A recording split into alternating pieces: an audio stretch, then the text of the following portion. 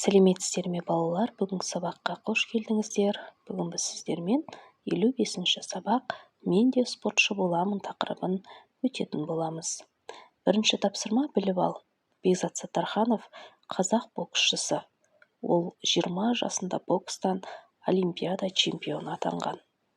Екінші тапсырма мәтінді түсініп оқы. Бекзат. Сиднейдің шарша алаңына 2 батыр шықты. Бірі осы уақытқа дейін әлем чемпионы атанып үлгерген америкалық Рикардо Хуарес. Екіншісі қазақ баһадүрі Бекзат Саттарханов. Рикардо құлжаның асығындай шымыр, қоңырқай жүзінде айбын бар. Өз күшіне, бабына өте сенімді. Көзінен ашу ұшқындап, жер тарпып тұр. Бекзат та тас түйін. Екеуі оңды-солды аңдысып, сатыр-сұтыр ұрысқа кірісті. Бекзат сарт-сұрт ұрып, оңға орғиды. Көзде бұрып, солға орғиды. Іштен, тұмсықтан дәл соғып, әлем чемпионын тықсыра түсті. Рикардо тізгіннің қолдан сусып бара жатқанын түйсініп, белсене түскен. Жоқ, мына қазақ тым сезімтал екен. Бұл жұдырығын ыңғайлағанша 2-3 мәрте сілтеп үлгереді. Ойлануға мұрша береді емес. Ойсыз бокс ұрыға жығылу. Мына қазақтың ойы да, жұдырығы да оқтай ұшқыр. Рикардо арыстанша атылып, соққы жаудырған. Еңбегі еш кетті. Жұдырығы Бекзаттың қолбағының сыртынан қайтты. Айтып-айтпай не керек, 2-ші раунд біткенде Саттарханов оқ бойы озық тұрды. Есеп 15-4. Раундтың соңына қарай Рикардо тұсалған аттай күй кешті. Бекзаттың тас қамал қорғанысын талқандай алған жоқ. Амалсыздан Саттархановтың ыңғайына көнген. Осының алдында Бекзат түрік боксшысы Рамазан Пашанидің басындағы дулығасын ұшырып түсіре жаздап еді. Пашанидің дулығасын қисайтқан қайсар қазақ енді бәйгені ешкімге бермесін ішіміз сезе қойды. Сиднейдің аумағы атпаштырым бокс залын тағы дуылдаттық. Қазақстан, Бекзат, есімі елімен бірге аталған Бекзат қандай бақытты. Еліңнің туы болдың деген. Осы. Атаның ғана ұлы емес, халқыңның ұлы болды деген осы шығар. Мәтіннің авторы Қыдырбек Рысбекұлы.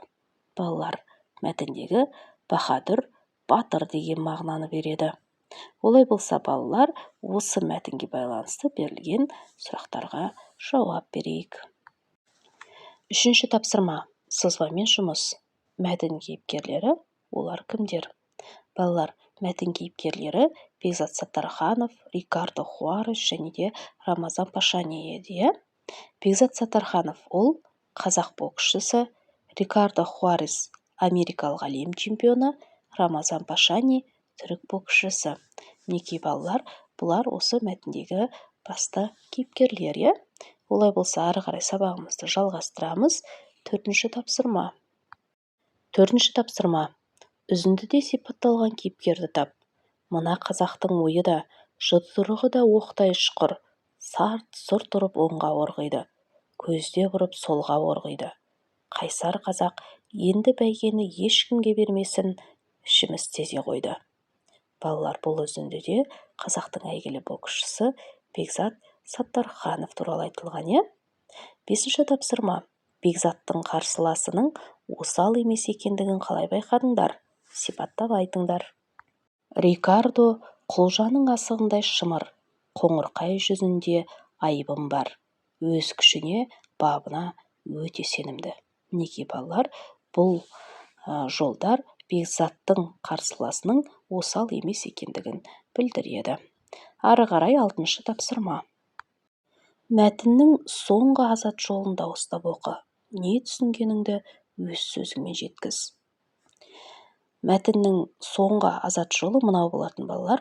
Сиднейдің аумағы ат шаптырым бокс залын тағы да дуылдаттық. Қазақстан, Бекзат есімі елмен бірге аталған Бекзат қандай бақытты. Еліңнің туы болдың деген осы. Атаның ғана ұлы емес, халқыңның ұлы болды деген осы шығар. Балалар, бұл азат жолда Бекзат жеңіске жетті, иә? Оның есімі елмен бірге аталды. Яғни автор Бекзаттың жеңіске жеткенін және де оның есімі елмен бірге аталғанын осы мәтіннің соңғы азат жолында көрсетіп кеткен. 7-ші тапсырма. Бекзаттай спортшы болғың келе ме? Ол үшін не істеу керек? Иә, Бекзаттай спортшы болғым келеді.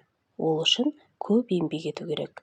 Күн сайын жаттығу жасау, спортты жақсы көру, тәртіпті болу және мақсатыңа берік болу керек. Осымен балалар, біздің бүгінгі сабағымыз аяқталды. Келесі жаңа сабақта кездескенше сау саламатта болыңыздар.